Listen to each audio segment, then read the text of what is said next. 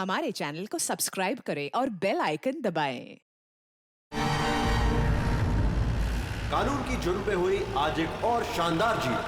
खतरनाक मुजरिम बाला सिंजू, जिसे बच्चों की तस्करी के लिए देश के हर राज्यों की पुलिस तलाश कर रही थी, वो आखिरकार सीआईडी के हाथों पकड़ा गया।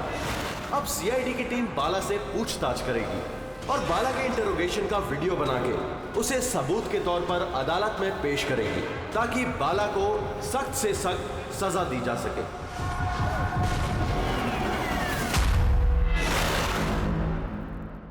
एक कप चाय ही मिलेगी?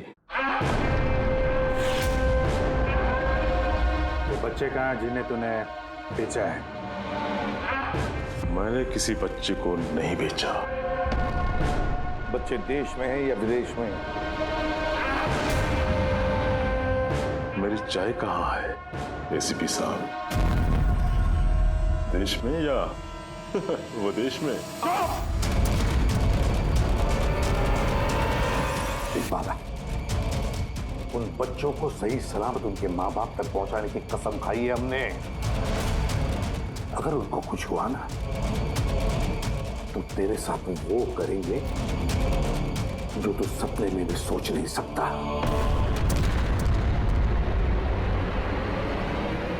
एसीपी साहब, आप मुझे धमकी दे रहे हो? हाँ? शुक्र मना हम लोग हैं तो सिर्फ बात कर रहे हैं। अगर दया होता ना तो क्या कर लेता वो? ज्यादा से ज्यादा मेरे लिए चाय बना के लाता वो।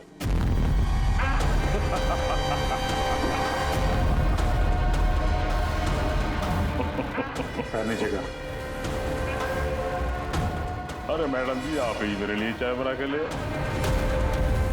वैसे भी औरतों का काम रसोई घर में होता है, ये सीआईडी में कहाँ कर रहे हो आप? तेरी तो और अगर मुझे मैडम जी के हाथ की चाय अच्छी लगी, हाँ, तो मैं इनसे शादी करने के बारे में भी सोच सकता हूँ। वकील साहब, ये हद से ज्यादा बढ़ रहा है। क्यों? तुझे इतनी प्रॉब्लम क्यों हो रही है बे? हाँ?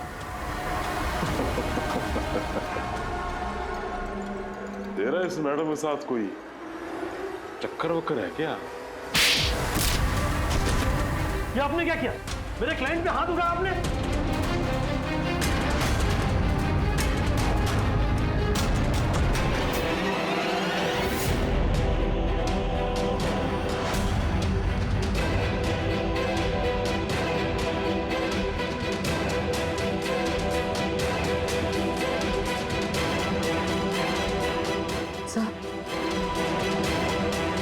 So he's dead?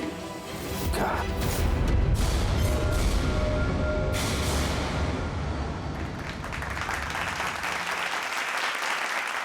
Good evening ladies and gentleman and welcome to सवाल जवाब।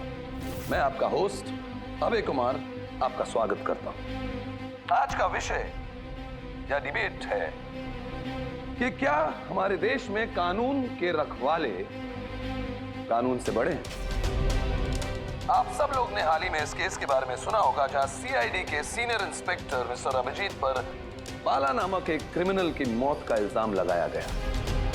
इसलिए आज हमारे साथ मौजूद है खुद senior inspector Abhijeet from the CID bureau, उनके साथ ही ACP Pradyuman ji, welcome sir, और senior inspector Daya CID bureau से। हमारे पैनलिस्ट हैं ex army officer mister Ranveer, ex IB officer Sanjeet ji और एक्स जज मिस मंदिरा, और साथ ही हैं क्राइम के सीनियर एडिटर मदन कुमार जी, और साथ में मौजूद हैं और सीनियर जर्नलिस्ट और ह्यूमन राइट एक्टिविस्ट। तो मैं शुरू करना चाहूंगा ह्यूमन राइट्स एक्टिविस्ट से। कहिए, इस केस के बारे में आपका क्या कहना है?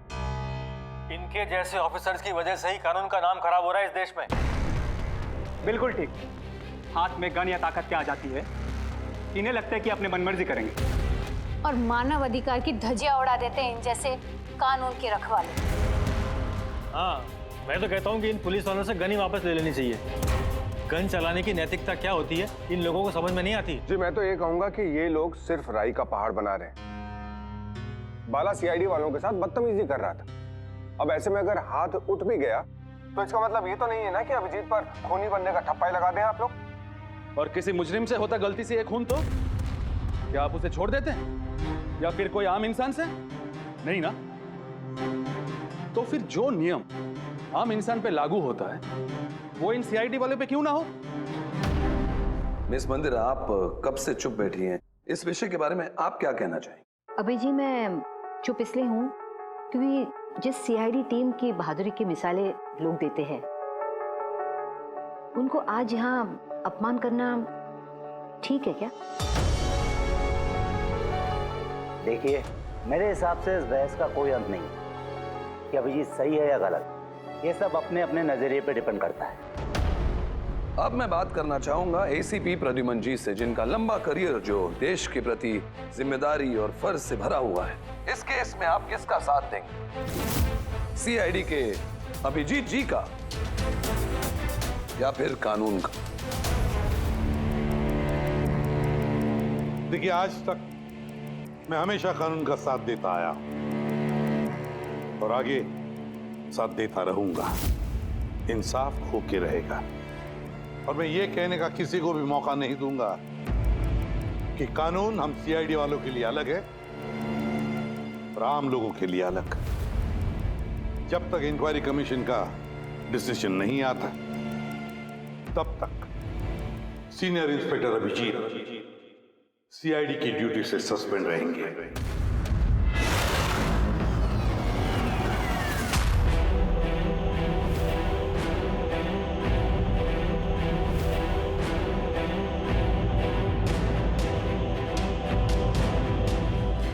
एक मिनट सर।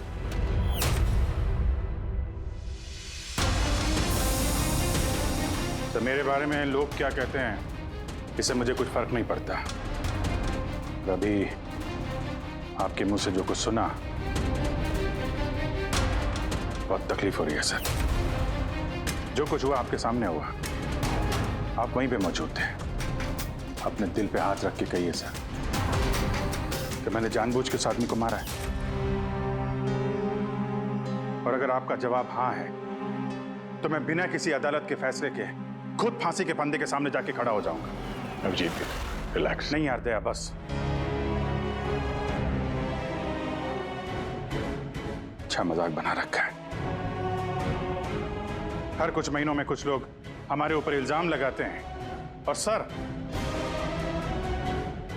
हमारा साथ देने के बजाय हमें सस्पेंड कर देते हैं। और आप लोग बड़ी बड़ी बातें कर रहे थे मानव अधिकार की। क्या कह रहे थे आप? हमारे हाथों से गन ले लेनी चाहिए। अगर आज आप लोग अपने घरों में सुरक्षित तरीके से होली दिवाली मना रहे हैं वो इसलिए कि हमारे हाथों में गन्स हैं। हम लोग रात भर जागते हैं ताकि आप लोग चैन की नींद सो सकें। जब मुजरिम यहां सर पे बंदूक तानता है, छाती पे गोली चलाने वाला होता है और तब आपको यह याद दिलाया जाता है कि आपको पलट के मुजरिम पे वार नहीं करना है, सिर्फ टांग पे गोली चलानी है। उस दिन मैं आपसे ह्यूमन राइट्स और मानव अधिकार की स्पेलिंग पूछूंगा। उस दिन। आज मैं दुनिया वालों के सामने खुल के बोलना चाहता हूं, बाला जैसे आदमी को जिंदगी जीने का कोई अधिकार नहीं। वैसे भी अदालत उसे फांसी की सजा देती ना। कुछ दिन पहले मर गया तो कौन सा तूफान आ गया? और इतने साल अगर सीआईडी में मेरे हाथ बंधे नहीं होते तो इन जैसे लोगों का इंसाफ मैं कब का कर चुका होता है। और वैसे भी ऐसे कानून का क्या फायदा है जो मुजरिमों को सजा नहीं दे सकता? और वो कानून मुझे क्या सस्पेंड करेगा? मैं खुद सस्पेंड करता हूं ऐसे कानून को। दिल में जज्बा और जेब में इस्तीफा लेकर हमेशा घूमता हूं मैं।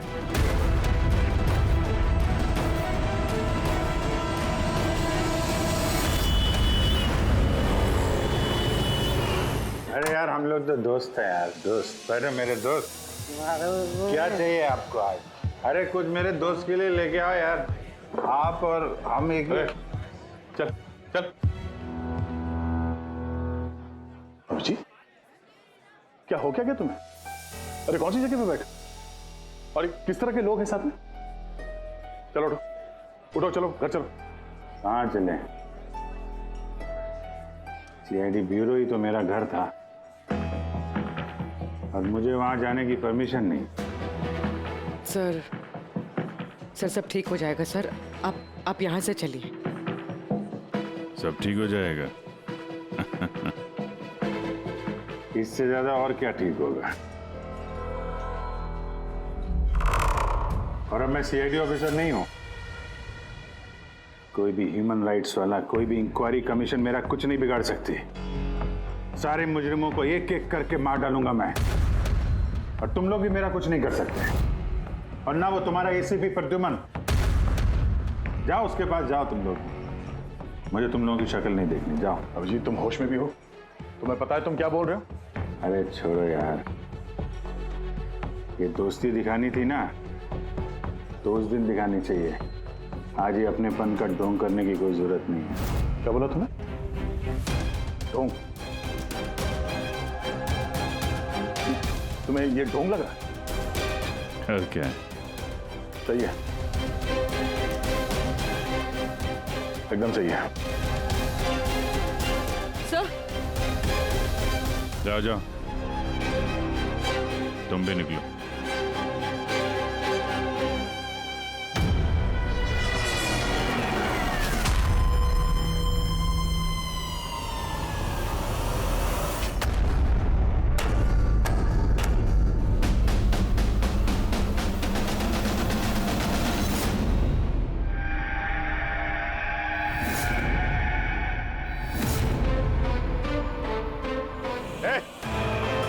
कौन है यहाँ? ये आंखों में पट्टी क्यों बांध रखी है? बोलो मुझे, कहाँ लेके आ गए? कौन हो तुम लोग? खोलो मुझे।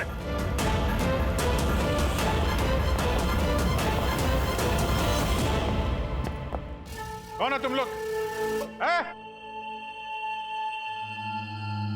पट्टी खोलो।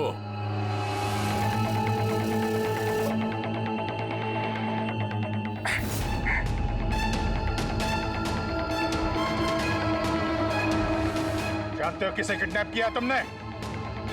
एक सीआईडी अभिजीत, अब तुम एक सीआईडी ऑफिसर नहीं रहे। सीनियर इंस्पेक्टर अभिजीत सीआईडी की ड्यूटी से सस्पेंड रहेंगे। डरो मत, तुम्हें हमसे कोई खतरा नहीं। हमें अपना दोस्त समझो। दोस्त? आखिर हो कौन तुम लोग? सब पता चल जाएगा अभिजीत कि हम कौन हैं और तुमसे चाहते क्या हैं। अंधेरे में छुप के क्यों खड़े हो? हिम्मत है तो सामने आओ। हम अंधेरे में इसलिए हैं क्योंकि ये देश और समाज रोशनी में हमें हमारा काम करने नहीं देता। क्या मतलब? हम भी तुम्हारी तरह कानून के रखवाले हैं, लेकिन तुम कानून के दायरे में रह के काम करते हो और हम उसके बाहर। हम सीधा मुजरिमों का इंसाफ करते हैं, न कोर्ट न कचहरी न इंक्वायरी कमीशन, सीधे सजाए मौत। एक मिनट, ये तुम लोग क्या कह रहे हो? मैं कुछ समझ नहीं पा रहा हूं। पहचानते हो इसे? ये तो मालविका है, कहने को सोशलाइट, लेकिन कई आतंकवादी गतिविधियों से जुड़ी हुई है ये। Good, next. Rangan Banga real estate का बिजनेस दिखाने के लिए और उसकी आड़ में ड्रग्स का लेन देन। विलियम? ये तो विलियम है। 7 मर्डर का इल्जाम है इसके ऊपर। That's right. मगर मुझे क्यों दिखा रहे हो इनकी तस्वीरें? मुझसे क्या चाहते हो? बताते हैं। पहले तुम जरा ये बताओ कि अगर तुम्हें ये पता चले कि इन मुजरिमों को कानून कभी सजा दे नहीं सकता, तब तुम क्या करोगे? अगर इनको कभी सजा नहीं मिल पाई तो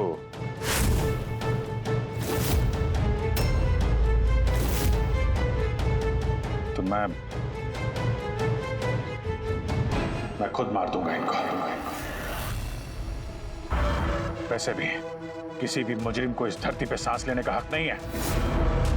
सबको कुचल के मार देना चाहिए, सबको। Very good. तुम्हारे अंदर हम यही जोश और जुनून देखना चाहते थे। हम तुम्हारा दर्द समझ सकते हैं अभिजीत। अगर बाला गलती से मारा भी गया तो क्या फर्क पड़ता है, था तो वो एक मुजरिम ही ना। अब तुम ही बताओ अभिजीत, इतने सालों की ड्यूटी का ये जो सिला मिला है तुम्हें, क्या ये ठीक है? इनके जैसे ऑफिसर्स की वजह से ही कानून का नाम खराब हो रहा है इस देश में। और मानव अधिकार की धज्जियां उड़ा देते हैं इन जैसे कानून के रखवाले। हाथ में गन या ताकत क्या आ जाती है, इन्हें लगता है कि अपनी मनमर्जी करेंगे। नहीं, बिल्कुल ठीक नहीं है।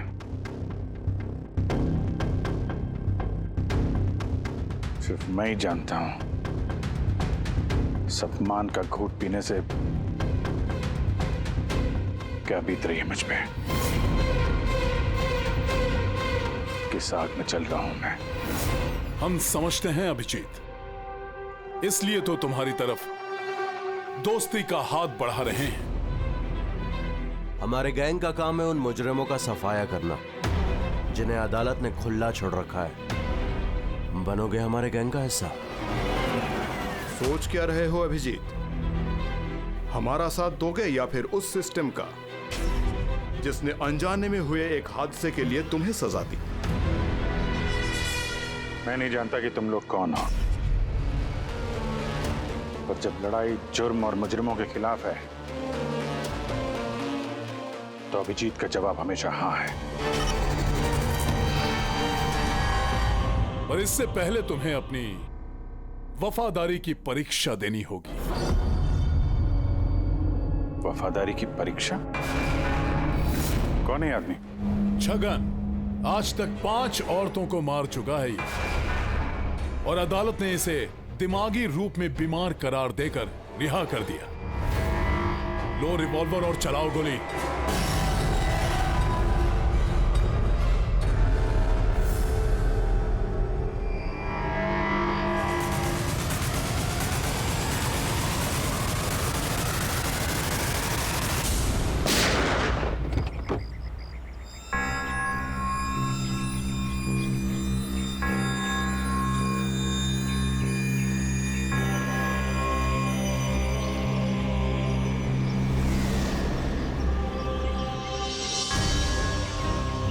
हमारे फ़ोन का इंतज़ार कीजिएगा। और हाँ, जो आपको तकलीफ हुई ना, उसके लिए सॉरी। और एक बात ध्यान में रखिएगा, फ़ोन हमेशा अपने साथ रखिएगा। अगर बाथरूम जाना है तो भी।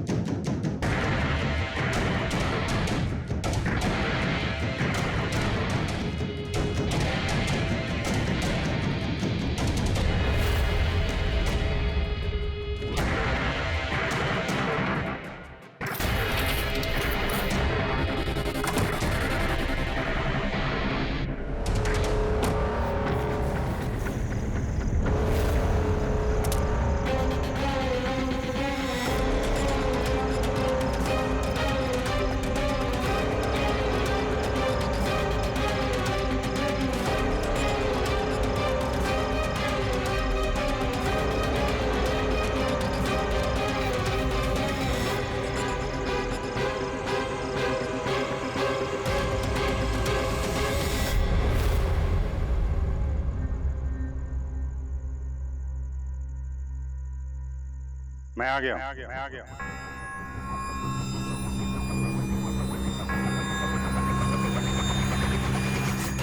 हमारा अंदाजा सही निकला। मतलब जो कहानी हमने फैलाई थी वो मान लिया उन लोगों ने, और चारा ही क्या था। जिस जाल में वो लोग फंसे हैं उसे हमने 1 महीने पहले ही फेंका था। सर, इतने खतरनाक मुजरिमों का एक के बाद एक ऐसे खून हो जाना, ये संयोग नहीं हो सकता सर। सर, इन सब मुजरिमों का ये नया दुश्मन कहाँ से आ गया? आ गया या आ गए? इन पांचों का कोई एक ही दुश्मन होना जरा मुश्किल लगता है। पर सर, अलग अलग दुश्मन है तो फिर सबने एक साथ हमला कैसे किया? पूरी लोग अलग अलग हो सकते हैं, लेकिन गैंग एक ही है, मकसद भी एक ही, बुरे लोगों का खात्मा करना। लेकिन कानून को अपने हाथ में लेकर अलग अलग शहरों पे अलग अलग टाइम पे खून करना, इतनी लंबी प्लानिंग किसी एक आदमी के बस की बात तो नहीं है। बिल्कुल ठीक कह रहे हो अभिजीत। लगता है कुछ मिल गया तुझे, हैं? हाँ बस। क्या? बस इसमें कोई एक खूनी नहीं है, क्योंकि अधिकतर हर एक खूनी का खून करने का अपना एक खास पसंदीदा तरीका होता है, लेकिन यहां पर ऐसा नहीं। ये देखो, इसे गोली मारी गई है। गोली बहुत दूर से मारी गई है, लेकिन गोली सीधी जाकर के दिल में लगी है, 1 इंच भी इधर उधर नहीं। दूसरा, इसे मार्शल आर्ट के किसी एक खास मूव से मारा गया है, बहुत ही खतरनाक, एक झटके में चित। और ये तीसरा मर्डर? ये तीसरा, इसे जहर से मारा गया है। एक खास नुकीली चीज से जहर इंजेक्ट किया गया है सीधा आर्टरी में। जहर तुरंत खून में मिल गया और ये खत्म। तो तीसरा मर्डर भी किसी एक्सपर्ट ने किया है सर?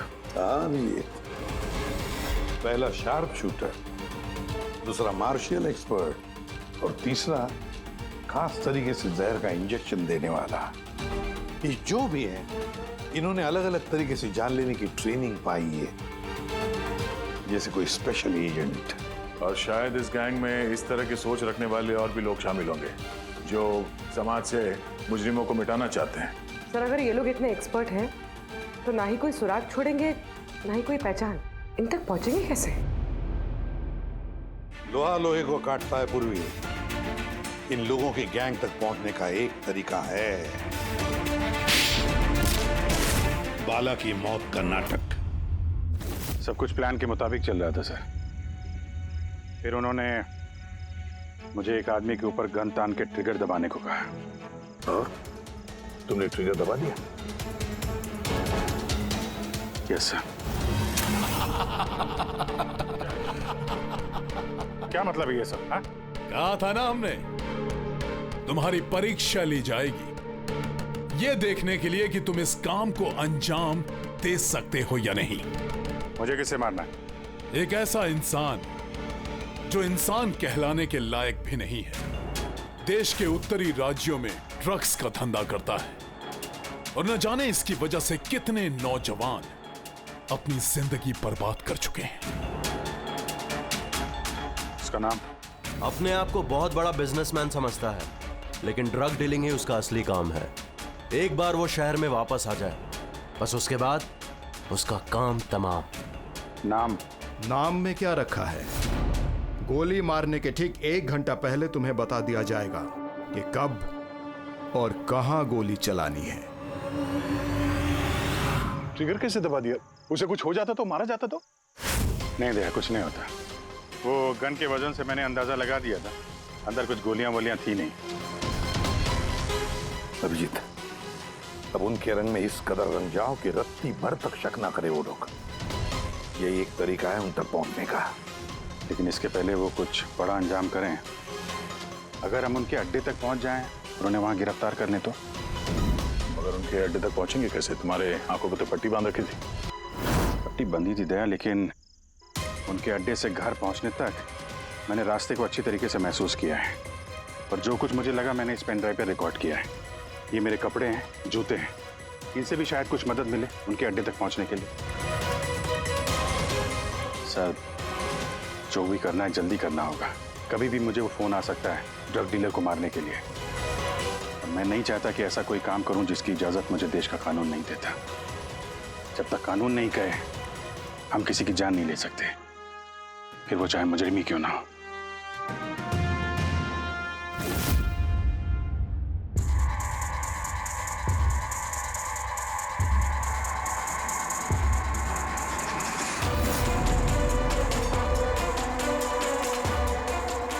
से सुनना। कुल मिला के 1.5 घंटे लगे थे मुझे उनके अड्डे से अपने घर आने में। कार की स्पीड 60 के ऊपर नहीं गई होगी। 15 मिनट गाड़ी ट्रैफिक जाम में फंसी हुई थी। 10:15 उस वक्त मुझे किसी की अर्थी जाती हुई सुनाई थी। और हाँ, जब हम अड्डे से निकले थे तो वहाँ कहीं मंदिर में आरती हो रही थी लाउड स्पीकर पर। और कुल मिला के 6 ट्रैफिक सिग्नल पे गाड़ी रुकी थी और कुछ 5 फ्लाईओवर्स थे और हर फ्लाईओवर को क्रॉस करने में करीब 40 से 45 सेकंड लगते। रेलवे स्टेशन और एक फ्लाईओवर के नीचे रेलवे स्टेशन था जहाँ पे ट्रेन की अनाउंसमेंट हो रही थी। सर आप अंदर। सर ये देखिए, अनिकेत कुमार सर। सीबीआई ने अभी थोड़े दिन पहले इससे बातचीत भी की थी। सर देश के कई जगहों पर ये ड्रग्स का धंधा करता है। अभी कहाँ है? सर वो फ्रेडी सर दिख रहे हैं। सर ये पैडी है, धान। ओह, ये पैडी है। वो जो तुम अभिजीत की कमीज पर से लेके आई थी वो रेशा, वो एक गनी बैग का रेशा, किसी बोरी का। मतलब पैडी और बोरा। इसका मतलब ये कोई गोदाम है। गोदाम को अपना अड्डा बना रखा है उन लोगों ने। कोई ऐसा गोदाम जहां पर अनाज रखा जाता है या फिर कोई ग्रेन मिल। सर ये रूट लिया उन लोगों ने। ये रूट ठीक वैसा है जैसे अभिजीत सर ने बताया था। विरार की तरफ जाता है ये। गुरजापुर में। हाँ डॉक्टर साहब। क्या अभिजीत को अनाज के गोदाम में रखा गया था?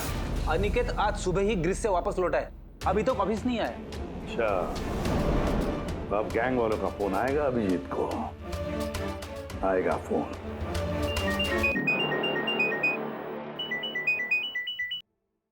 हेलो, आपके लिए एक खुशखबरी है अभिजीत सर। जिस घड़ी का आपको इंतजार था वो आ गई है। आज आपके शुभ हाथों से एक मुजरिम को सजा मिलेगी। ठीक 1.5 घंटे के बाद एक काले रंग की गाड़ी आएगी आपके पास और बता देगी कि आपको किस पे और कहां गोली चलानी है। मगर राइफल कौन सी है? क्या फर्क पड़ता है? राइफल कौन सी है? आपको तो सीआईडी ट्रेनिंग में हर किस्म की ट्रेनिंग दी जाती है ना? मैंने ट्रेनिंग तो मुझे सारे हथियारों की है, लेकिन मेरे पास सिर्फ एक ही चांस है गोली मारने का। तो अगर मुझे पता हो हथियार कौन सा है तो थोड़ी आसानी होगी। RS 451। Okay, RS 451।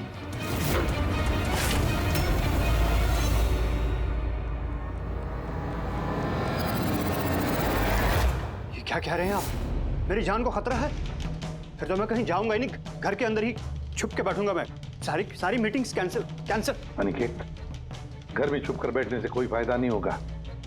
उन लोगों ने ठान लिया है तुम्हें मारने का और वो मार कर ही रहेंगे तुम्हें। तो आप कुछ कीजिए ना, आप लोग सीआईडी वाले हैं, बचा लीजिए मुझे। बचा लेंगे हम तुम्हें। सिर्फ इस बार गोली हमारा ऑफिसर तुम पर चलाएगा। तुम्हारे इन कपड़ों के अंदर एक बुलेट प्रूफ जैकेट होगा और कुछ खून के पैकेट्स। अगर निशाना इधर उधर चला गया तो, अगर गोली सर पर लग गई तो? कुछ नहीं होगा, क्योंकि गोली भी नकली होगी। और हाँ, तुम्हें तुम्हारे कर्मों की सजा जरूर मिलेगी, मगर पहले हम तुम्हारे जरिए उस मास्टरमाइंड को पकड़ेंगे। अब बताओ, मीटिंग के लिए कहाँ जाने वाले थे तुम? अगली मीटिंग 1 घंटे में है। एक मॉल के बाहर एक प्रोडक्ट लॉन्च है। मॉल के बाहर? हेलो, मुझे लगता है मिशन कैंसिल करना पड़ेगा। मगर क्यों? बाला जिंदा है।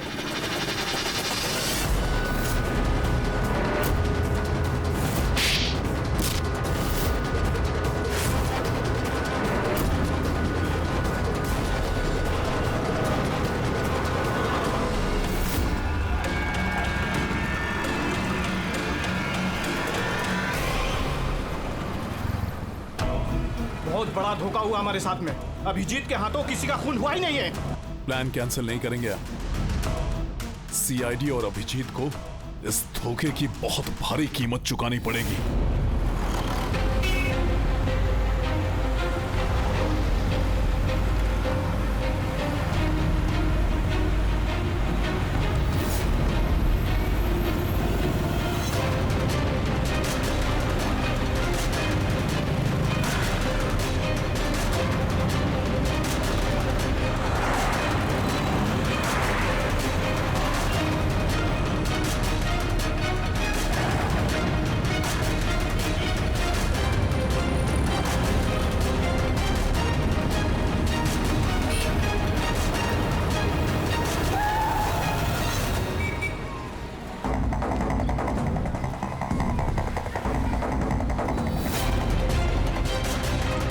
यहाँ पे वो आदमी आने वाला है। पर वो आदमी आया कौन? सब्र रख, पता चल जाएगा। चल तुझे वो जगह दिखाता हूँ जहाँ से तुझे गोली चलानी है उस पर।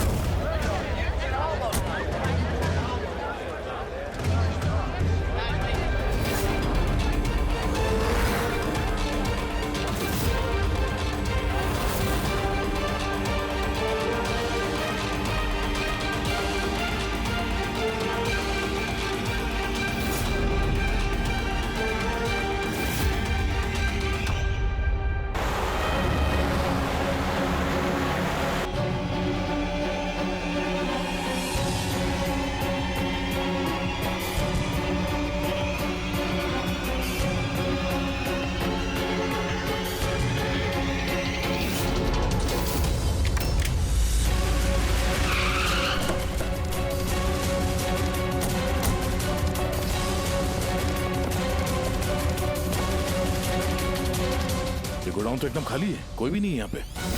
हाँ सर, ये वो गोदाम तो नहीं लग रहा है जिसे हम ढूंढ रहे हैं। ओ भाई साहब, कौन है आप लोग? क्या चाहिए? तुम यहाँ पे काम करते हो? ये गोडाउन को इस्तेमाल कर रहा था क्या? नहीं तो पिछले 2 साल से बंद पड़ा हुआ है और ये गोदाम हमारे बॉस को बेचना है। अब क्या खरीदने आए? अगर ये वो गोडाउन नहीं है तो फिर कौन सा गोडाउन है?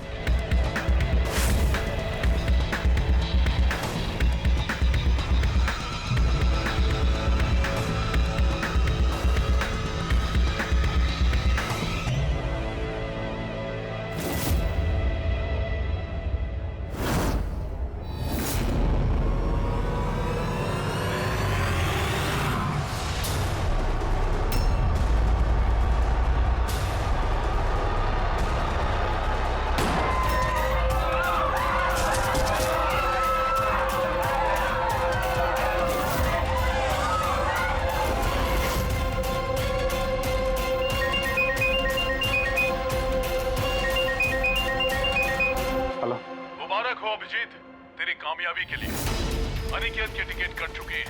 अब बैठो गाड़ी में, मिलकर बधाई दूंगा तुम्हें। ठीक है, आ रहा हूं मैं।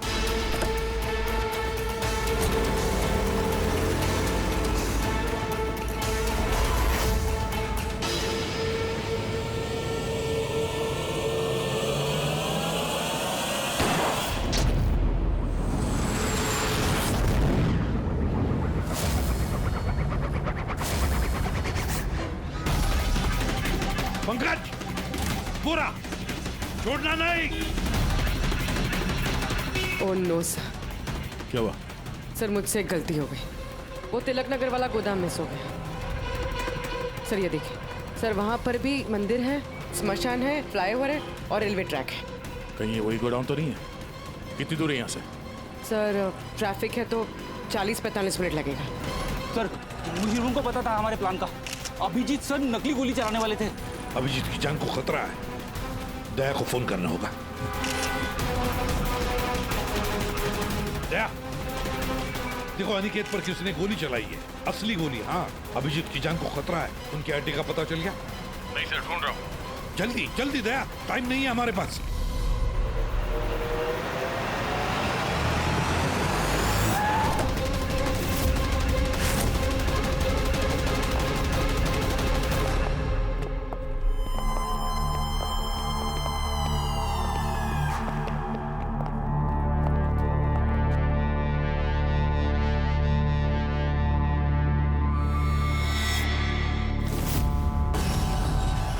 बहुत बहुत बधाई हो तुम्हें, वेल डन। अनिकेत के मौत की खबर हर न्यूज चैनल पर छा गई है और अब तुमने हमारा विश्वास जीत लिया है।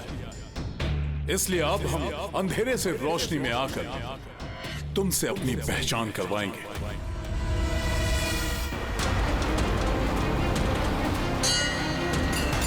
ये ये मंदिर है।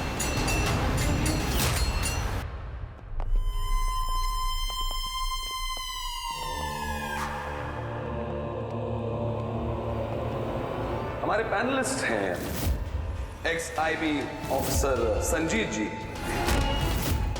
एक्स जज miss Mandira, ex army officer mister Ranveer. Oh, तो आप लोग हैं? हाँ, हम। क्यों? हैरानी हुई हमें देखकर? भूल गए उस दिन जब सिर्फ मैंने तुम्हारा समर्थन किया था?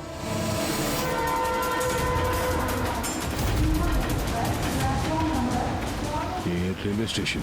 अभिजीत, हम सबका मकसद एक है, जुर्म का सफाया। मगर आपके ये चौथे साथी, इनको क्या हुआ है? ये सामने क्यों नहीं आ रहे? मैं सामने आऊंगा भी नहीं, क्योंकि तुम एक धोखेबाज हो।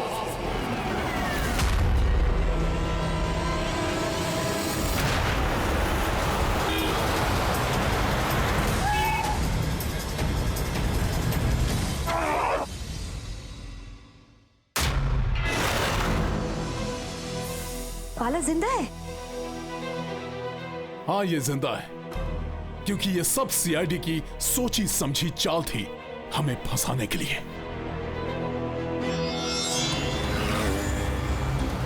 और ये स्मशान भूमि। और अनिकेत? वो भी जिंदा होगा। जरूर इस अभिजीत ने उसे नकली गोली मारी होगी। अभिजीत, इस धोखे की सजा सिर्फ मौत है, सिर्फ मौत। तुम और बाला दोनों मरोगे, दोनों। और तुझे हम नहीं मारेंगे,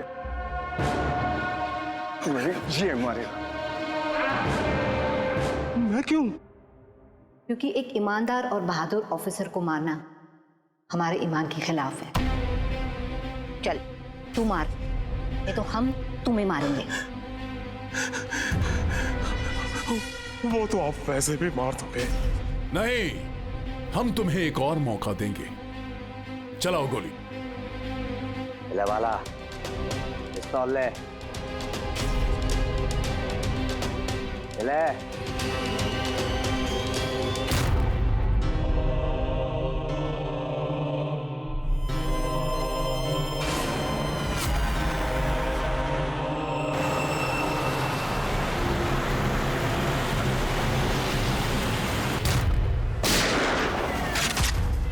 कोई नहीं भागेगा।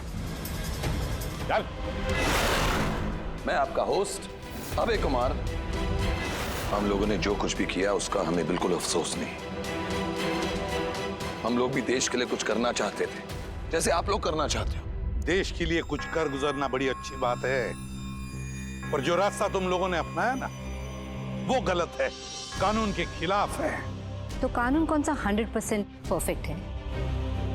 ये वही कानून है जिसके चलते इतने सारे मुजरिम समाज में आजाद घूम रहे हैं। उस अनिकेत को भी आपने बचा लिया ना? हाँ, अनिकेत को हमने बचा लिया, सिर्फ गोलियों से, कानून से नहीं, समझे?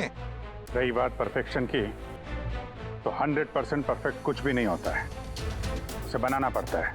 आप लोगों का तरीका क्या परफेक्ट है? क्या गारंटी है इस बात की कि अपनी सनक के चलते तुम लोगों ने सिर्फ गुनहगारों को ही मारा है, किसी निर्दोष को नहीं?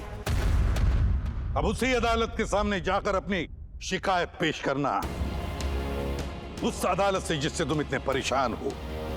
अब वही अदालत तुम्हारा इंसाफ भी करेगी। अब पता चलेगा तुम लोगों को कि अपने देश के कानून की मर्यादा का एहसास क्या होता है।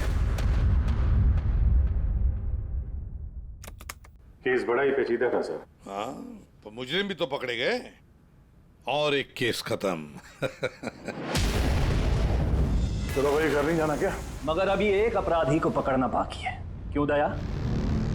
Hello CID. कौन है आप लोग? क्या चाहिए? मैं विक्रांत हूँ, क्राइम टीम से। हमें यहाँ की तलाशी लेनी है।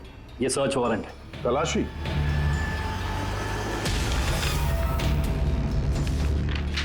हमारी आप सबसे रिक्वेस्ट है कि आप सब हमारे साथ पूरी तरह से कोऑपरेट कीजिएगा।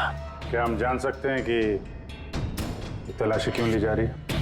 दमन के फांसी वाले केस में आप सबके खिलाफ कंप्लेंट है कि आप सब ने एविडेंस के साथ छेड़छाड़ की थी। दया हमारे पास है, हमारी जेल में। तो अगर दया को बचाना चाहते हो तो पहले मेरे भाई को बचाना होगा, वरना ठीक 4:30 बजे ना सिर्फ मेरे भाई को फांसी होगी बल्कि सीनियर इंस्पेक्टर दया भी फांसी पर चढ़ेगा। तलाशी शुरू करो। आप सबके फोन रिकॉर्ड्स भी चेक किए जा रहे हैं। अब आप सब पे कड़ी नजर रखी जाएगी।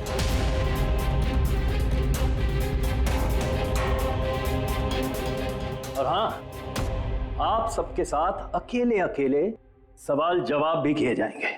मेरी आपको पर्सनल सलाह है, जो भी बोलना बिल्कुल सच बोलना। ये सीआईडी का फ्यूचर तय करेगा।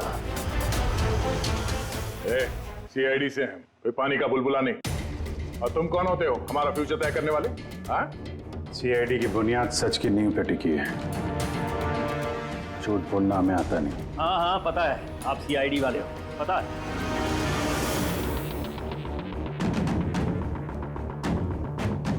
लेकिन आप जो भी हो, कानून से ऊपर नहीं हो। और अब वक्त आ गया है कि आपको कानून की याद दिलाई जाए।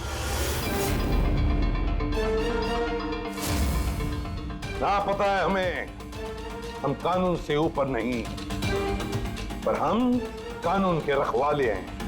कानून के रखवाले हम सीआईडी वाले, और हम गर्व से कहते कि हम सीआईडी वाले हैं। और हमारे खून का एक एक कतरा सीआईडी को और इस देश को समर्पित है।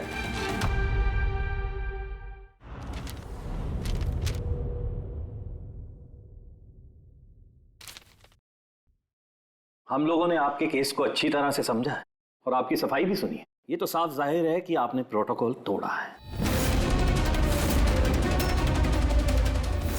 इससे पहले कि हम कोई निर्णय लें, अगर आप अपनी सफाई में कुछ कहना चाहते हैं तो कह सकते हैं। तो जब आप लोगों ने तय कर ही लिया कि हमने प्रोटोकॉल तोड़ा है, तो मेरा बचा ही क्या है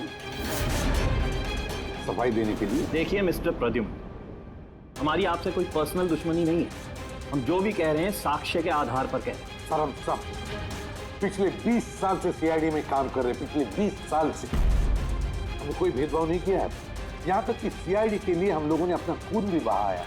देखिए, कभी कभी सिचुएशन के हिसाब से हमें फौरन मुश्किल डिसीजन लेने पड़ते हैं और प्रोटोकॉल को ध्यान में रखते हुए हमें चुप रह जाना पड़ता है। और इसके बावजूद भी हम अपराधियों को उनके अंजाम तक पहुंचाते हैं। देखिए, हम आपकी बात को समझते हैं, लेकिन नियमों का पालन करना भी जरूरी होता है, ये तो आप जानते हैं ना। हमेशा नियमों पर भरोसा नहीं किया जा सकता सर। हमारा काम ही कुछ ऐसा है, सिचुएशन के हिसाब से हमें उसी समय तुरंत डिसीजन लेना पड़ता है। और जहां तक दया के केस का सवाल है, प्रोटोकॉल तोड़ने की जरूरत थी, वजह थी सर।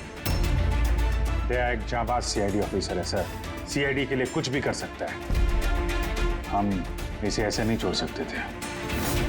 इसके बावजूद भी अगर आप लोगों को लगता कि हमने प्रोटोकॉल तोड़ा है, डिसिप्लिन तोड़ी है, तब जो भी सजा देंगे हमें मंजूर है।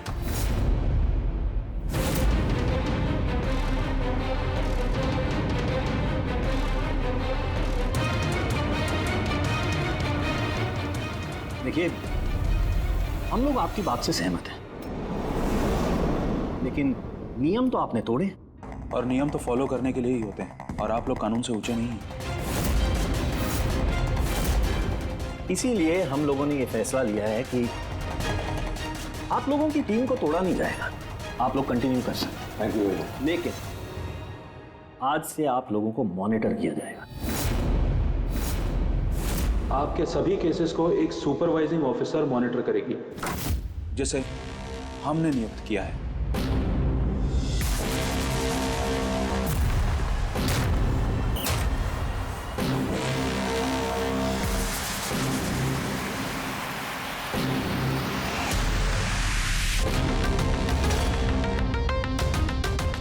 हेलो, मेरा नाम शीतल है।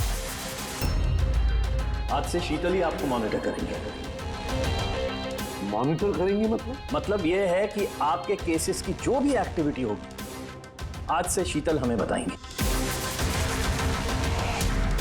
और आपके केसेस की सारी जानकारी रखने का पूरा अधिकार है शीतल को। आप लोगों की टीम आगे रहेगी या नहीं रहेगी, ये भी हम शीतल जी की रिपोर्ट आने के बाद ही निर्णय लेंगे। देखिए, आज तक आप लोगों ने जो चाहा वो किया, लेकिन अब सिचुएशन बदल चुकी है। अब से आपको अपने हर केस में शीतल को इन्वॉल्व करना पड़ेगा।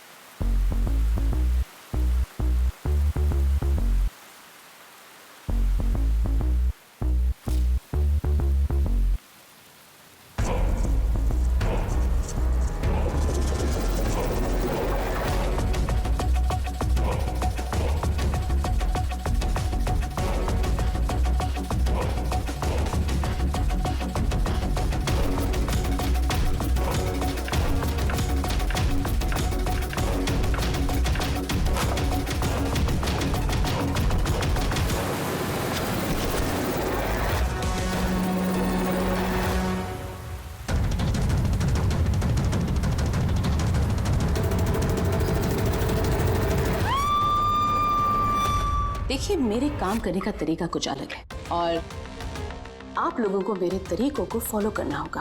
कुल मिला के आप ये कहना चाहती है कि अब से आप हमारी बॉस हैं? नहीं, I don't like the word boss. Boss कहना उचित नहीं होगा। देखिए, मैं यहाँ पर आई हूँ आपके केसेस को स्मूथली हैंडल करने और मैं चाहूँगी कि इसमें डिसीजन मेरा फाइनल है। देखिए, प्लीज़ नाराज़ होने की कोई ज़रूरत नहीं है, क्योंकि मैं बस ऑर्डर्स फॉलो कर रही हूँ। इनफैक्ट मेरे पास ऑर्डर भी है और इसमें तो साफ साफ लिखा है कि आज के बाद जो भी केस की इन्वेस्टिगेशन आप लोग करेंगे वो मेरे देखरेख में होगी। आपको मुझे लूप में रखना होगा और हर एक इन्वेस्टिगेशन केस की रिपोर्ट आपको मुझे देनी होगी। And that also includes forensic investigation. Well, इसमें यह भी लिखा है कि किसी भी सस्पेक्ट के साथ कोई भी फिजिकल वायलेंस करने से पहले आपको मुझे पूछना होगा। देखिए, हेलो एसीपी प्रद्युमन। अच्छा, ठीक है, हम लोग आते हैं। ओके। दो खून हुए, हमें निकलना होगा। कितने जल्दी निकलेंगे आप? फाइंड आउट नहीं करेंगे कि वो कॉल फ्रॉड है कि नहीं, सचमुच ये मर्डर्स हुए हैं कि नहीं, ऐसे निकलेंगे? शीतल जी, आपसे बात करके अच्छा लगा, लेकिन दरअसल बात यह है कि दो खून हुए, इसलिए इन्वेस्टिगेशन के लिए जाना होगा। हाँ, आपको हम सब रिपोर्ट्स भेज देंगे। आपको लूप में जो रखना है, लेट्स गो।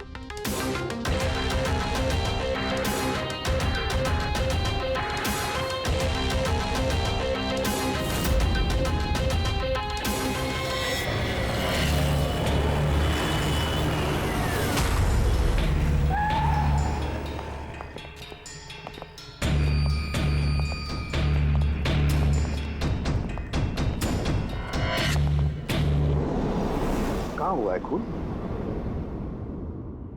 पता नहीं। पता नहीं? क्या मतलब? आप लोगों ने फोन करके बोला था कि खून हुआ है यहाँ पे। दो खून हुए हैं, इसलिए मैंने आप लोगों को बुलाया। दो खून हुए? तो फिर खून हुए कहाँ? लाशें कहाँ हैं? पता नहीं सर, मैंने सिर्फ सुना। क्या सुना है तुमने? चीखने चिल्लाने की आवाज? नहीं, मैंने सब कुछ सुना, देखा भी है, बट मैं वहाँ थी नहीं। सर, इसने कोई बुरा सपना देखा और अब इस तरह की बातें कर रही है। नहीं मैडम, सपना नहीं है, मैंने खून होते हुए देखा है। कब, कहाँ, कैसे, ये नहीं पता, क्योंकि मैं वहाँ थी ही नहीं। जब आप वहां पर थी नहीं तो आपने ये खून होते हुए कैसे देख लिया? इस ट्यून से।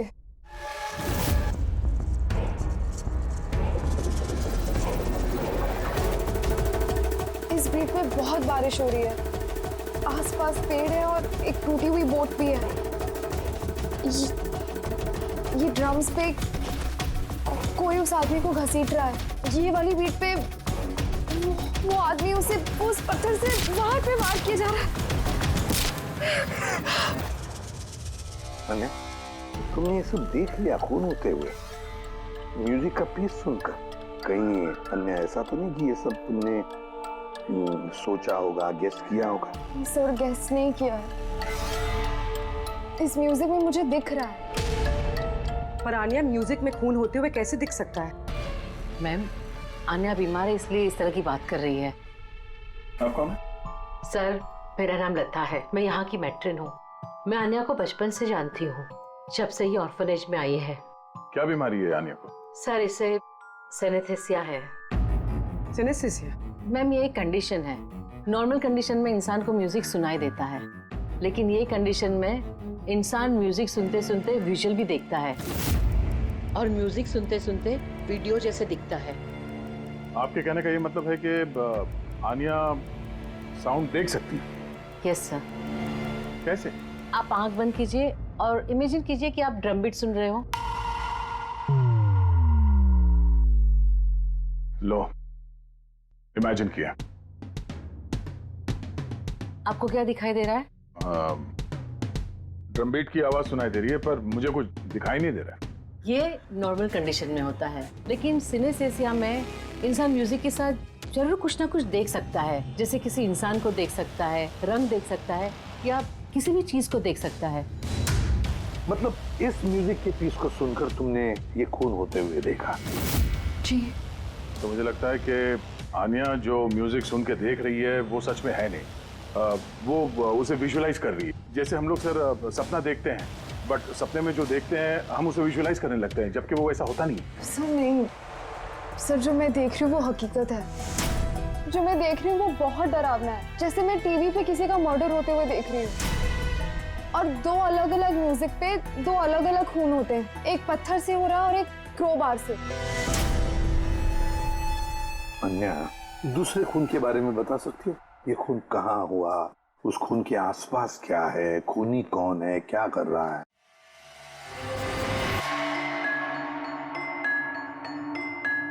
आसपास पहाड़ी है। एक आदमी नीचे गिरा हुआ है, अपने आप को बचाने की कोशिश कर रहा है। सर वो आ गया सर। वो उसे मार रहा है क्रोबार से। सर लगातार मारते जा रहा है। चेहरा नहीं देखा खूनी का। ठीक है, हम इस केस की तहकीकात करेंगे।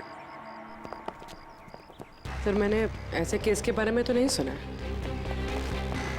पर पूर्वी, जिस तरह से इतनी सारी डिटेल इस बच्ची ने हमें सब बताया है, तो शक होता है कि कहीं ये सच तो नहीं कह रही है। सर, मुझे कुछ याद आ रहा है, जैसे इस लड़की ने बताया, ऐसा मैंने कहीं पे पढ़ा था सर। कहीं पे पत्थर से खून हुआ है। तो फिर एक काम करो, क्राइम ब्रांच से पता लगाओ कि ऐसे दो केसेस हुए क्या। Okay sir. सर, जैसे कि आपने बताया, ठीक वैसा ही केस 2 महीने पहले पुणे में हुआ था। उसे पत्थर से कुचलकर मार दिया गया। और सर, क्रोबार से मर्डर पनवेल में हुआ था, यही कोई 6 महीने पहले। तो उसकी फाइल्स लाई है तुम लोगों ने? यस सर, ये पुणे केस की, और ये पनवेल मर्डर केस की फाइल। पनवेल, ठीक है, थैंक यू वेरी मच, जा सकते।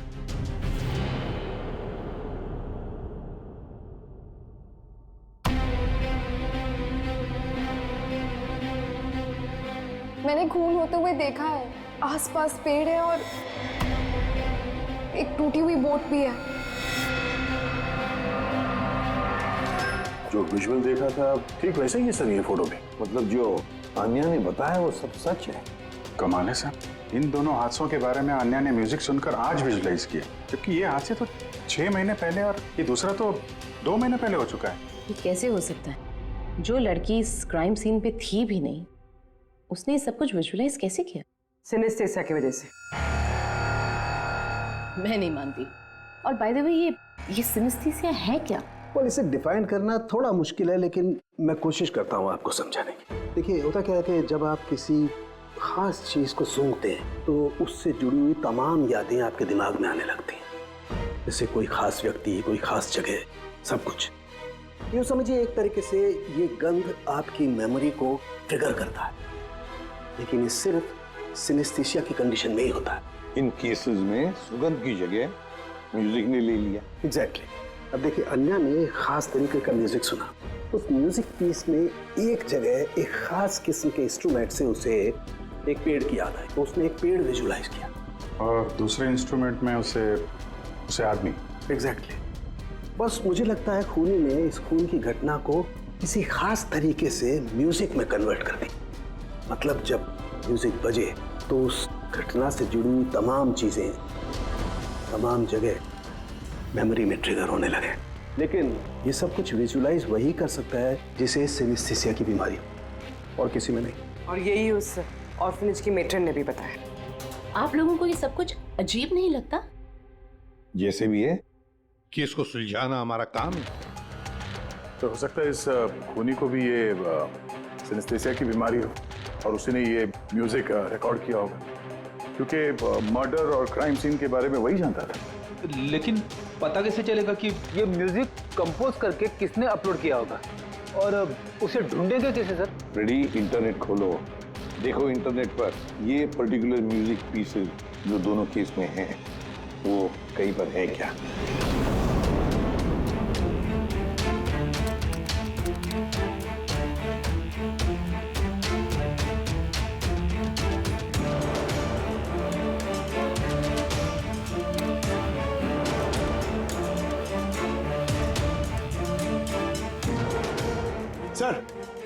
सर मिल गया सर। दोनों ट्यून एक ही गाने का हिस्सा है, एक इंडी रॉक ग्रुप ने बना है। देख रहा हूँ इस इंडी रॉक बैंड वालों को यहाँ पर। Right sir. ओके, आप लोग अपनी इन्वेस्टिगेशन करते रहिए, मैं कुछ दूसरे काम से आती हूँ।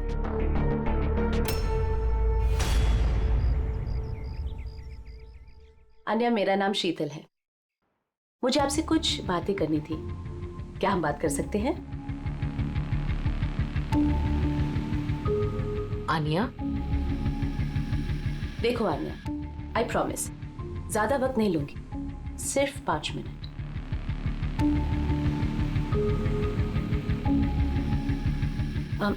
ये कुछ बोल क्यों नहीं रही है? मैम वो बहुत डरी हुई है। उस इंसिडेंट ने उसके दिमाग पर बहुत असर छोड़ा है। उसे नॉर्मल होने में थोड़ा वक्त चाहिए। ओके। मुझे आन्या के बारे में यहाँ के कुछ लोगों से बातें करनी है, पॉसिबल है क्या? प्लीज। म्यूजिक ट्यून से खून, ये कैसे पॉसिबल है सर? पॉसिबल है। सिनेस्थेसिया के एक मरीज ने तुम्हारे इस म्यूजिक के पीस को सुनकर एक खून होते हुए विजुलाइज किया, समझे? तुम्हारे इस म्यूजिक के पीस में एक खून का राज छुपा है। और हमारे हिसाब से खूनी वही है जिसने ये ट्यून बनाई है। हम लोगों ने खून नहीं किया, और हकीकत तो यह है कि ये ट्यून हम लोगों ने कंपोज ही नहीं किया। ये ट्यून हम लोगों ने एक फ्री साइट से डाउनलोड की थी। कौन से साइट से डाउनलोड की? दिखाओ। देखिए सर, ये देखिए सर। सर ये ट्यून हमें पसंद है, इसलिए हमने डाउनलोड करके अपने गाने में डाल दी। किसने अपलोड की थी ये ट्यून इस साइट पर? सर ये गुमनाम है, एनोनिमस। एनोनिमस। हमें इस एनोनिमस को ढूंढना है। मैम ये हमारा स्टाफ है, ये है पूजा, ये है रमेश, ये आरती है। वैसे तो एनजीओ में काम करती है लेकिन अक्सर हमारे ऑर्फेनेज में आती जाती रहती है। आपसे कुछ बातें करनी थी एक्चुअली, आन्या के बारे में। क्या आप लोग मुझे आन्या के बारे में कुछ बता सकते हैं? जैसे कि वो कहाँ से आई, कब आई, और ओवरऑल ऑर्फेनेज में आन्या का बर्ताव कैसा है? आन्या बड़ी ही अजीब लड़की है, हमेशा डिस्टर्ब रहती है। यहाँ कब आई? बचपन से ही, लेकिन उसे अलग अलग 2 बार लोगों ने अडॉप्ट किया, और पता नहीं क्यों कुछ दिन रखने के बाद उसे वापस यहाँ पे आके छोड़ दिया। क्यों? कोई वजह? उसके बुरे बर्ताव की वजह से, उसके वक्त में वक्त झगड़ा करने की वजह से, बात बात में वायलेंट हो जाती थी। बस ये उसकी आदत बचपन ही से थी। क्या बकवास कर रहे हो तुम? अन्या ऐसी नहीं है मैडम, ये सब गलत बोल रहा है। मैम सच में मैं यहाँ अक्सर आती जाती रहती हूँ, मैंने कभी भी आन्या को ऐसे बिहेव करते हुए नहीं देखा है। ये सब गलत बोल रहा है। तो फिर सही बात क्या है? सच तो ये है मैडम, अन्या का बचपन बहुत ही मुश्किलों में बीता है। हाँ, इन सब चीज़ों की वजह से कभी कभी वो अजीब बर्ताव कर देती है। अजीब बर्ताव नहीं मैम, यूं समझ लीजिए अगर आन्या को किसी ने क्रॉस किया तो उसके साथ दुर्घटना होना तय है। अभी पिछले महीने ऑर्फनेज के बच्चों के साथ क्या हुआ, याद नहीं है क्या? क्या बकवास कर रहे हो? क्या हुआ बताओ? मैम पिछले महीने एक बच्चे को फूड पॉइजन हो गया था, उसी दिन उसका झगड़ा आन्या के साथ हुआ था। अच्छा, तो तुम्हारा कहने का मतलब है कि वो अन्या ने किया? हाँ। सोच समझकर बात करो रमेश, बहुत ही गंभीर आरोप लगा रहे हो अन्या पर तुम। मेट्रन, आन्या को ऑर्फनेज से 2 फैमिलीज ने अडॉप्ट किया, लेकिन उसे वापस कर दिया। इसके पीछे कोई तो वजह होगी। शायद आन्या में ही कोई खामी हो, कोई गलती हो। I don't agree. Anyway, Anya के बारे में ऐसी कोई फाइल है जिसमें उसमें सारी डिटेल्स हो? क्या मैं उसे देख सकती हूँ? या श्योर।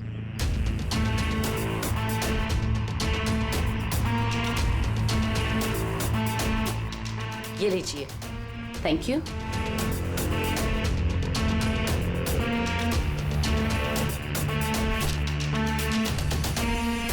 अब थैंक यू मेट्रन, लेकिन मुझे अभी इस वक्त निकलना होगा। क्या मैं आपको ये फाइल थोड़ी देर बाद वापस कर दूं, चलेगा? जी।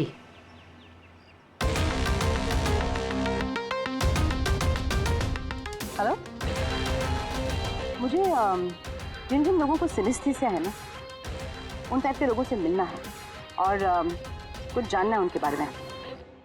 इन तीनों लोगों को सिनेस्थीसिया है। एक मिनट, आपको कुछ दिखाना चाहती हूँ मैं।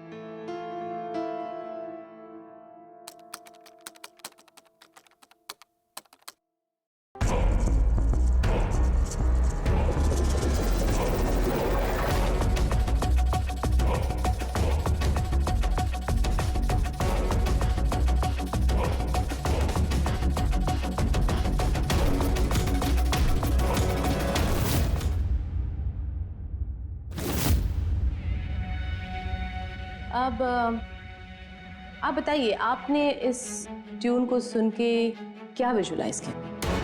मैम, मैंने एक बहुत बड़ा घास का मैदान देखा जहाँ पे गाय घास खा रही थी और सूरज साफ दिख रहा था।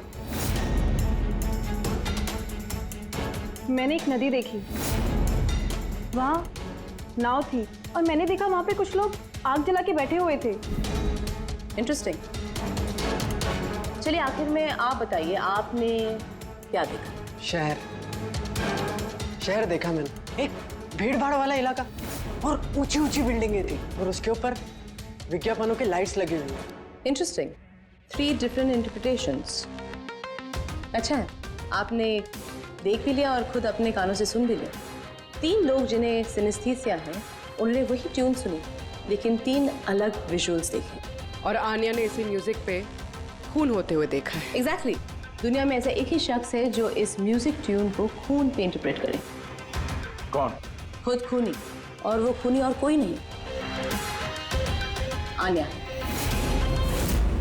वाह, ये आप क्या कह रही थी? आन्या बेगुनाह है। देखिए सीपी साहब, केस सबूत पे सॉल्व होता है, भावनाओं पे नहीं, और मैं भावनाओं में बहने की गलती नहीं करती।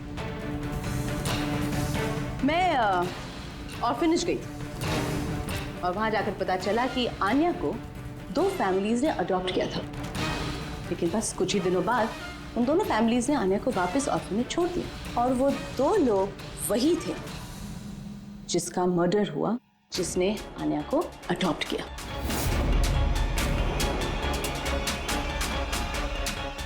मैंने आन्या को अरेस्ट कर दिया है और उसे बाल अदालत में पेश करने की तैयारी कर दी है। बिना हमें बताए, बिना हमसे पूछे आपने आन्या को अरेस्ट कैसे किया?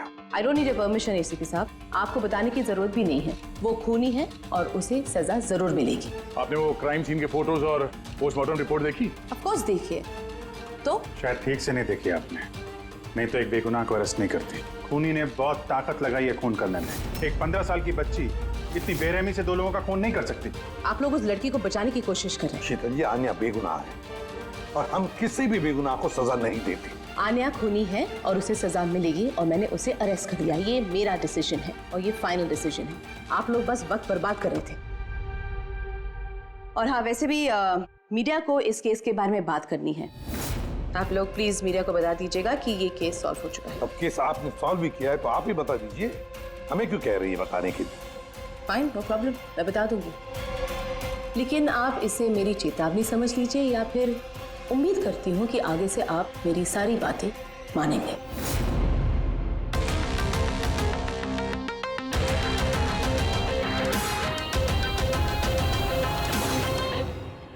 आप लोगों को जानकर बहुत खुशी होगी कि ये केस सॉल्व हो चुका है।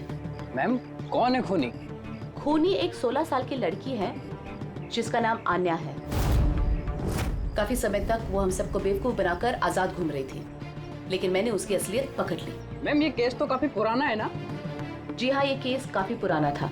इनफैक्ट काफी समय तक क्राइम ब्रांच के ठंडे बस्ते में पड़ा था, लेकिन सीआईडी ने जैसे टेक ओवर कर लिया 24 घंटे में केस सॉल्व्ड। तो मैम आप भी सीआईडी टीम का हिस्सा हैं? जी हाँ, मैंने अभी अभी सीआईडी टीम ज्वाइन किया है एज ए सुपरवाइजर, और ज्वाइन करते ही एक दिन में केस सॉल्व हो गया। अगर ये केस काफी समय से ठंडे बस्ते में था तो सीआईडी ने पहले क्यों नहीं टेक ओवर किया इस पर? क्योंकि इस टीम में पहले मैं नहीं थी ना, इसीलिए। मगर मैम और लोग भी तो थे ना टीम में? जी हाँ, ये लोग पीछे 20 साल से हैं और मामलों की जांच करते रहते हैं, लेकिन क्या है ना, वो कभी कभी भावुक हो जाते हैं। और किसी भी केस में भावुक होना मतलब इन्वेस्टिगेशन में रुकावट। इन्वेस्टिगेशन के लिए सिर्फ लॉजिक की जरूरत है, जो मैंने यूज की और केस सॉल्व हो गया। एक मिनट, मैं आप लोगों की गलतफहमी दूर करना चाहता हूँ। फिलहाल ये केस अब तक सॉल्व नहीं हुआ है। नहीं हुआ? अभी तो बोला था केस सॉल्व हो गया। सर अभी इस केस में बचा ही क्या है? उन्हीं तो पकड़ा गया। जी नहीं, खूनी अभी भी पकड़ के बाहर है। मगर मैडम तो कह रही है कि खूनी वो लड़की है। ऐसा मैडम को लगता है। हमारे तहकीकात के हिसाब से शायद वो लड़की बेगुनाह है। सर तो फिर असली खूनी कौन है? इन्वेस्टिगेशन हो रही है, बहुत जल्द सच क्या है आप लोगों के सामने आ जाएगा। Sir last question sir. I am sorry, no more questions, वक्त नहीं है। Thank you so much for coming. Thank you. आप लोगों की हिम्मत कैसी हुई मीडिया के सामने मेरी इंसल्ट करने की? आपका ये बर्ताव रिकॉर्ड में लिया जाएगा and trust me, there will be consequences. खूनी को पकड़ने में थोड़ा जोर लगाना पड़ेगा, क्योंकि शीतल कदम कदम पे रुकावट डालने की कोशिश करेगी सर। अभिजीत, पहले ये पता लगाना पड़ेगा कि अन्या जिस वक्त खून हुआ उस वक्त कहां पर थी। हमें एक टीम पुणे भेजनी पड़ेगी पूरी तरह से तहकीकात करने के लिए, और दूसरी टीम वैसे ही पनवेल में। आप सबके जानकारी के लिए बस मैं यही बताना चाहूंगी कि अन्या को सिनेस्थीसिया है और खून भी उसी ने किया है। उसने हमें काफी समय तक अंधेरे में रखा, लेकिन हमने उसे अब पकड़ लिया है और बहुत जल्द उसे जुवेनाइल कोर्ट में पेश करने की तैयारी की है।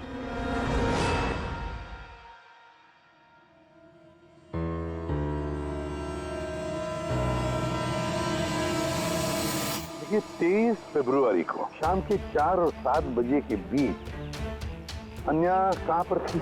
यूजुअली बच्चे शाम को बाहर निकलते हैं खेलने के लिए और 9 बजे तक अंदर आ जाते हैं। तो क्या अन्या ऑर्फनेज में थी या कहीं बाहर गई थी? नहीं सर, अन्या ऑर्फनेज में ही थी, कहीं बाहर नहीं गई थी।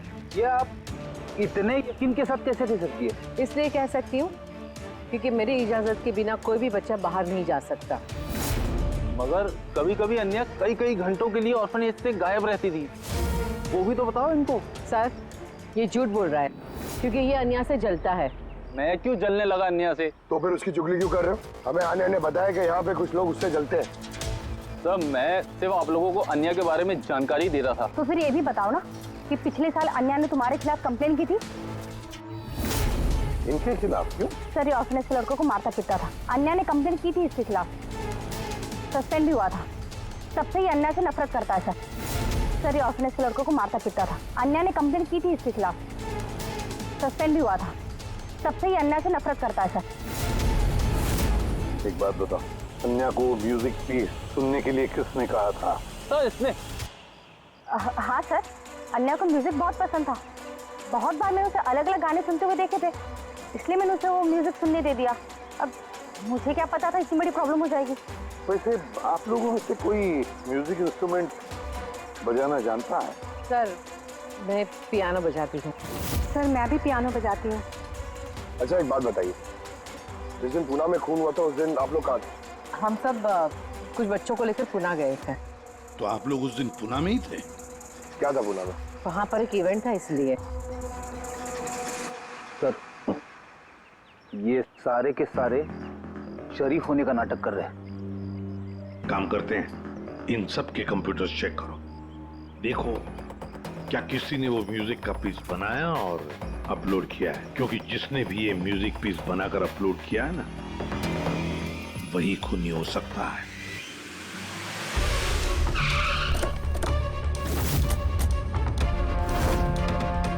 ये लड़की, ये यहाँ पर 2 महीने पहले आई थी?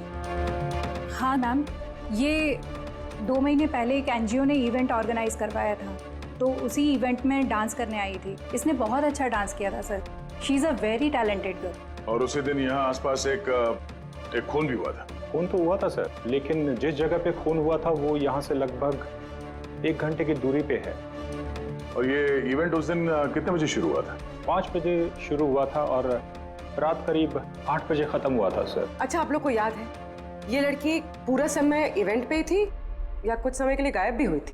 ये लड़की 6 बजे स्टेज पे आई थी और इवेंट खत्म होने तक स्टेज पे ही थी। सर, मेडिकल रिपोर्ट के हिसाब से खून 3 से 6 बजे के बीच ही हुआ है। ये देखो, ये वो जगह है जहाँ पे खून हुआ था और इस जगह पे इवेंट था। यहाँ से यहाँ पहुँचने में कम से कम 1 घंटा लगता है। सर, हो सकता है आनिया दोपहर को ही निकल गई हो, खून करके फिर उसने इवेंट ज्वाइन कर लिया। अरे नहीं मैम, ऐसा कुछ भी नहीं है। एक्चुअली इवेंट शुरू होने से पहले आफ्टरनून में रिहर्सल थी और वो लड़की वहाँ पर 4 बजे तक थी। इसके बाद 5 बजे से बैक स्टेज पर सारे स्टूडेंट इकट्ठा होने शुरू हो गए थे। 4 बजे रिहर्सल पे थी वो जी। 5 बजे बैक स्टेज। यस। जैसे कि आपने कहा कि 6 बजे वो स्टेज पे थी। अगर ऐसा है तो आनिया खून कैसे कर सकती है? हाँ सर। अगर खून आनिया ने नहीं किया तो फिर खून किया किसने? सारे रिपोर्ट्स और एविडेंसेस को स्टडी करने के बाद मुझे लगता है कि अनिया निर्दोष है। आपको कोई ऑब्जेक्शन है? No your honour. लेकिन सर, ये सिर्फ पुणे मर्डर केस के एविडेंस और रिपोर्ट्स हैं। पनवेल मर्डर केस में निर्दोष साबित करने के लिए कोई एविडेंस और कोई रिपोर्ट्स नहीं है। ऐसा हो सकता है कि अनिया ऑर्फनेज से बाहर निकल गई और मर्डर किया उसने फिर वापस चली गई। It can be possible, right sir? आपके पास अगर कोई सबूत है तो प्लीज पेश करें, जिससे ये साबित हो सके कि जब खून हुआ तब अनिया पनवेल में थी। देखिए, एविडेंसेस और विटनेसेस के अभाव में ये केस डिसमिस कर दिया जाता है। अनिया को प्लीज छोड़ दिया जाए।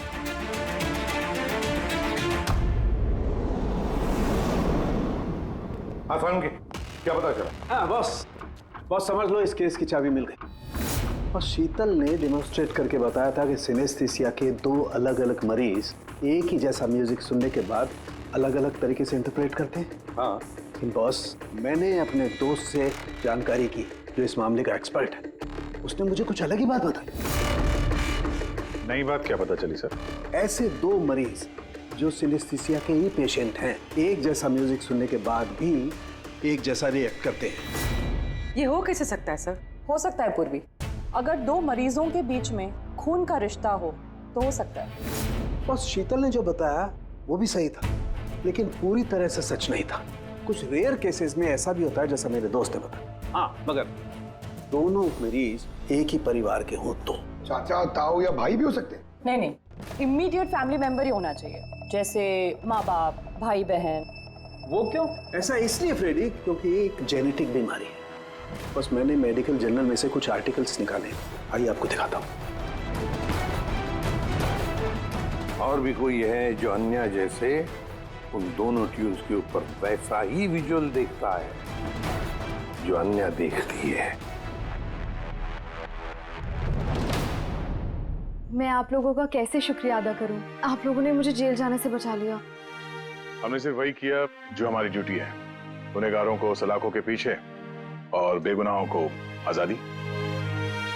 पर गुनहगार है कौन? तुम्हारा कोई रिश्तेदार। मेरा फैमिली मेंबर? अन्य, जो कि जिस तरह के विजुअल्स तुम्हें आ रहे हैं उस तरह के विजुअल्स उसी को आ सकते हैं जिसके साथ तुम्हारा खून का रिश्ता हो, और उसी ने ये इस तरह का म्यूजिक बनाया। पर सर, मेरा फैमिली मेंबर कैसे हो सकता है? मैं तो अनाथ हूँ ना। है कोई जिसे तुम नहीं जानते? तो जानना भी नहीं चाहती। बचपन से मेरा सपना था कि मेरे परिवार वाले आएंगे और मुझे अपना के लेके जाएंगे, हम खुशी खुशी साथ रहेंगे। और अब आप लोग बोल रहे हो वो कोई खूनी है। हम तुम्हें बस वही बता रहे हैं जो हकीकत है। सर, ये आनिया के नाम का पैकेज आया है, दरवाजे के बाहर रखा था।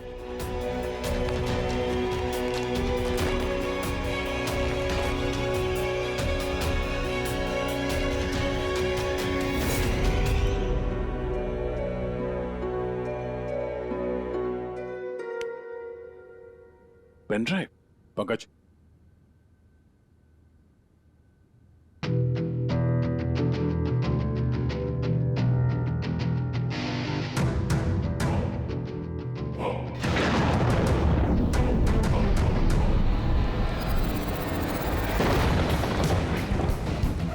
मुझे घर दिखाई दे रहा है, बहुत बिजली खड़क रही है, कोई औरत घर के अंदर भाग रही है और एक झूला भी है वहां।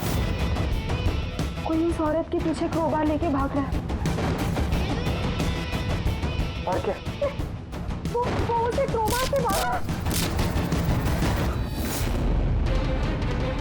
किस औरत को मार रहा है?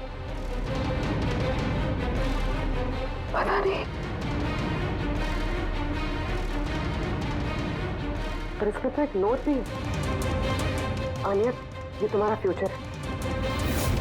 इसमें जो हुआ है ठीक तुम्हारे साथ वैसे ही हो और इसे कोई नहीं रोक सकता। म्यूजिक के हिसाब से जो आनी ने देखा, कोई उस औरत को मारने वाला है और एक घर है, घर के सामने एक बिजली कड़क रही है और झूला है। और सर, खूनी ने खून क्रोबार के साथ किया। अभी तक हमें लगता था कि खूनी पहले खून करता है और फिर म्यूजिक बनाता है, पर यहाँ तो उल्टा है। पहले खूनी मर्डर प्लान करता है, फिर म्यूजिक बनाता है और फिर म्यूजिक के हिसाब से खून करता है। मुझे मरना नहीं है, प्लीज मुझे बचा लो। आनिया, घबराओ मत, तुम्हें कुछ नहीं होगा, हम लोग हैं ना तुम्हारे साथ। सबसे पहले उस खूनी को ढूंढना होगा किसी भी हाल में। अगर खूनी आनिया के परिवार वालों में से कोई है तो उसे ढूंढेंगे किसे? ढूंढने के लिए हमें पहले ये पता करना पड़ेगा कि 16 साल पहले आनिया को ऑर्फनेज में लेके कौन आया था। शायद उसे पता हो आनिया के परिवार के बारे में। आपको कुछ याद है कौन था वो जो आनिया को यहाँ छोड़ गया था? नहीं, याद तो नहीं है। 16 साल पहले कोई उसे बाहर छोड़कर चला गया था।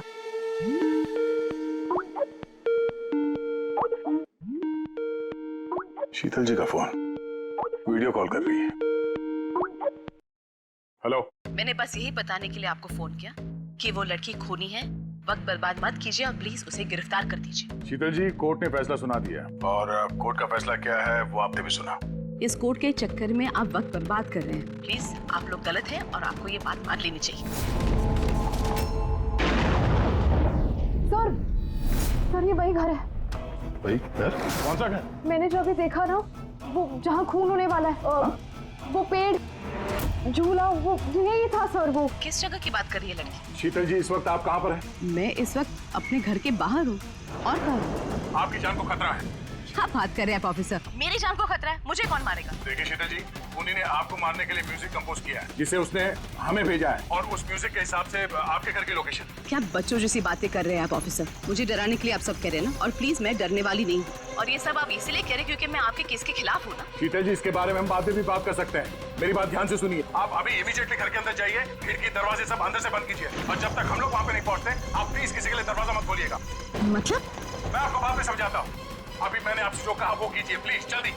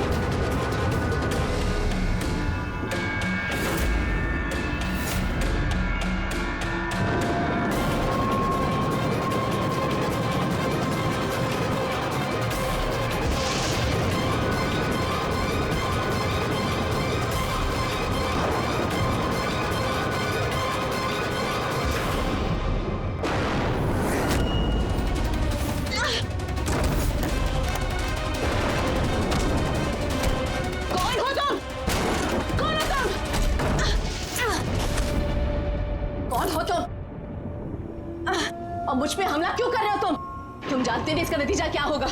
I am a cop. तुम कानून से दूर नहीं भाग सकते। कौन हो तुम?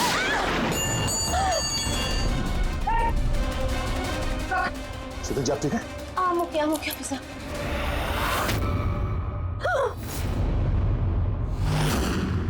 आरती तुम? सर मैं भी पियानो बजाती हूँ। शीतल जी हमने आपसे पहले ही कहा था आनिया खूनी नहीं है। आई एम सॉरी ऑफिसर, मुझे आप लोगों की बात समझनी चाहिए थी। मैं अपने तरीके से इन्वेस्टिगेशन कर रही थी और आप अपने तरीके से। हम दोनों अपनी ड्यूटी कर रहे थे ऑफिसर, लेकिन ट्रस्ट मी, मेरे करियर में पहली बार ऐसा हुआ है कि मेरा जजमेंट गलत निकला। वो ठीक है, आपके सर पे चोट लगी है। नो नाम ओके। रेडी? एम्बुलेंस को फोन करो जल्दी।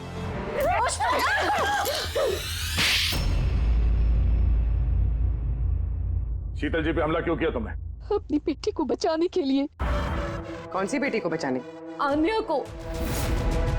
आन्या मेरी बेटी है और शीतल उसको जेल भेजने पर तुली थी, इसीलिए मैं उसको सबक सिखाना चाहती थी। और खून क्यों किया?